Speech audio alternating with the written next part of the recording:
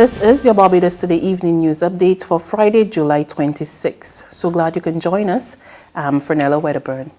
The Mayor Mottley administration is moving swiftly to reverse a decision of the former government, which left over 500 urban residents without title to their houses and lands. Prime Minister Mayor Mottley delivered the news during a spirited address at Golden Square in Bridgetown as the island observed the annual Day of National Significance with a special celebration.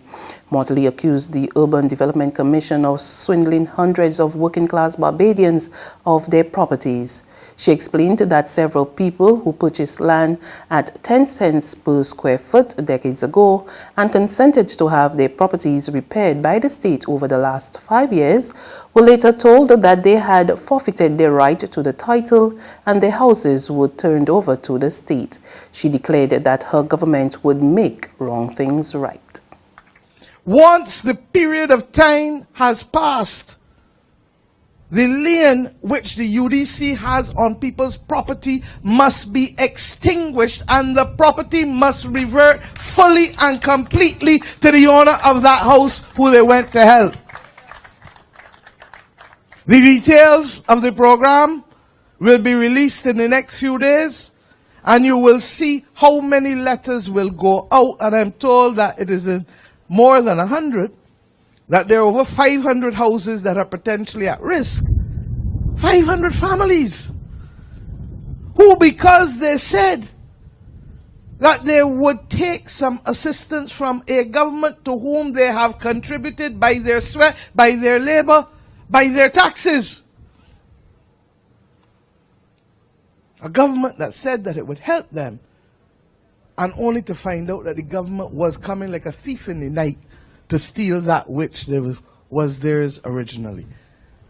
No government that I lead will ever participate in that kind of madness. So we have come today to make wrong things right. And I can think of no better day than to make this announcement. But equally, I can think of no better day to transfer the date of ownership of these properties back to the owners than the 1st of August, next Thursday.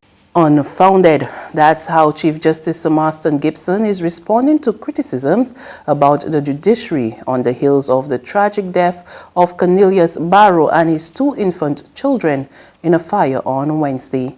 Amid allegations of a bitter custody battle between Barrow and his wife, advocates pointed fingers at the judicial system, raising questions about the handling of such matters. But Sir Marston told Barbados Today too many people are rushing to judgment. Nature abhors a vacuum, and we natural people, being human beings, we abhor a vacuum too. So we will fill it sometimes with all sorts of information which more often than not is wrong-headed and misguided, and we need to clear it up. And the problem is that if you fill it with misinformation, now you are into damage control.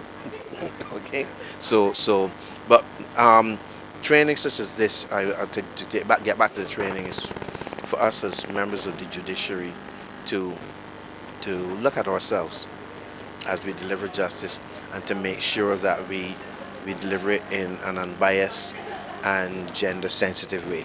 Meanwhile, Supreme Court Judge Jacqueline Cornelius is concerned that there appears to be too much public distrust in the court's ability to handle disputes between men and women. And the second thing that we see very clearly is that there is a deep-seated distrust of the ability of the courts and judicial officers to solve disputes or resolve conflict without bias. Indeed, many of the public comments themselves express pernicious gender and class stereotypes. But it is clear that the public considers the system rife with bias. We as judicial officers must interrogate our personal biases, as well as those embedded in the law and in our culture. This training is really to turn our attention to the way that we can provide a judicial system that is inclusive, respectful, trustworthy, transparent, neutral, and accountable. The Royal Barbados Police Force could be getting some much-needed assistance from security guard professionals Word of this from Attorney General and Minister of Legal Affairs, Dale Marshall, as he addressed the opening of the annual training seminar for the Caribbean Association of Security Professionals at the K-Ville School of Business and Management today. We know that being on the front line puts you not just at risk, but it also puts you in a very solid position to help law enforcement.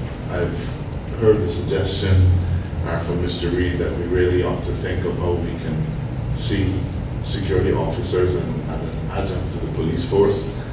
That will take some doing, sir.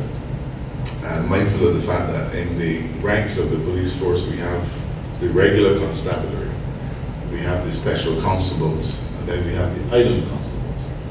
And it has never been considered that security professionals, so I'm going to be the change I see, security professionals like yourselves should be seen as part of the law enforcement mechanism. So long as the level of training that you receive is commensurate with the level of training that the members of the police force and their allied agencies receive, I can see no reason why you should not be treated as a law enforcement professional.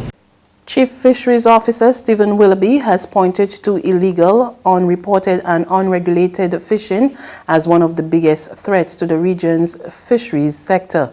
Willoughby was addressing the closing ceremony of the Fisheries Prosecution and Interdiction course at the Regional Security System headquarters this morning.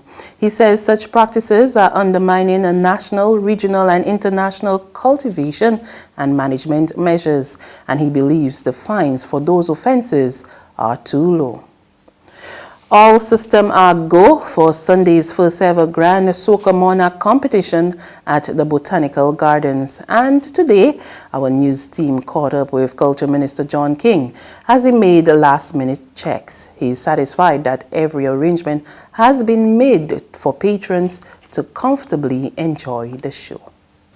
The stage is set and officials are just applying the finishing touches in preparation for this weekend's Soca Monarch finals. It will be held here at the National Botanical Gardens for the first time, and from all indications, Barbadians can expect a show to remember.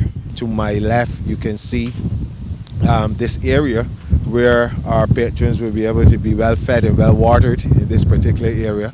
But a little further up, we're looking at what in the future is going to be the main stage.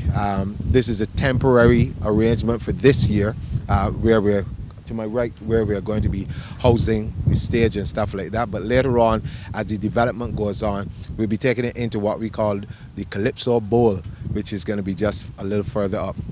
So I'm happy. The other ministers are very happy. They've all been working really hard. And what you see now by Sunday will be transformed even further. And there's still some work that's going to be going on again with the Ministry of Transport Works and Maintenance, some paving that's going to be going on. So all in all I want to say to people is that you're going to be just blown away by the transformation here at the Botanical Gardens, and I expect to have huge numbers of people coming in. There's regional and international news after this short break.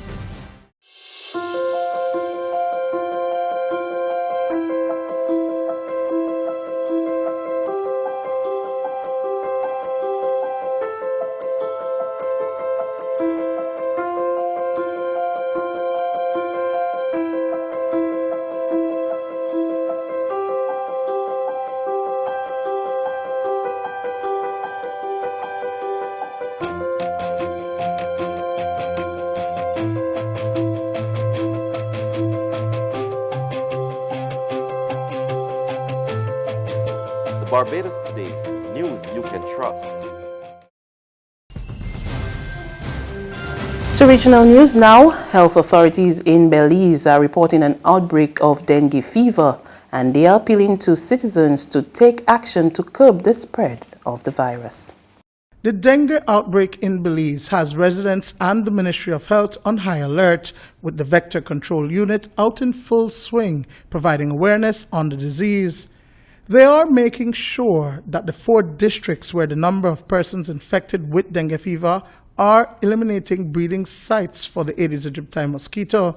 This is in an effort to prevent further spread and cases of the disease.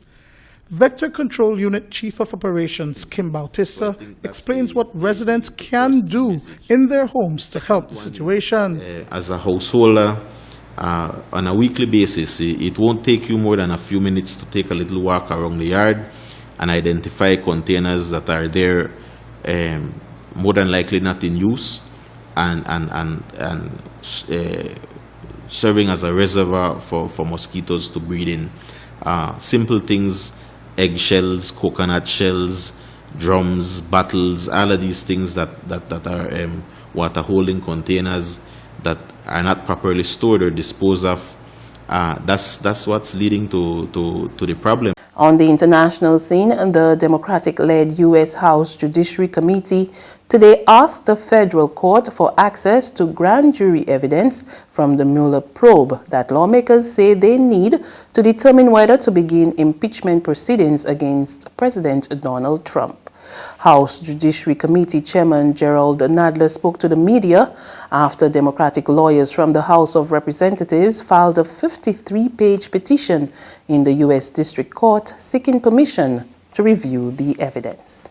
They still haven't agreed on whether to try to impeach President Donald Trump, but on Friday, House Democrats may have moved one step further in that direction. Finally today, after weeks of delay, Judiciary Committee Chair Jerry Nadler told reporters his panel was taking their battle for Trump-related documents and testimony to the courts.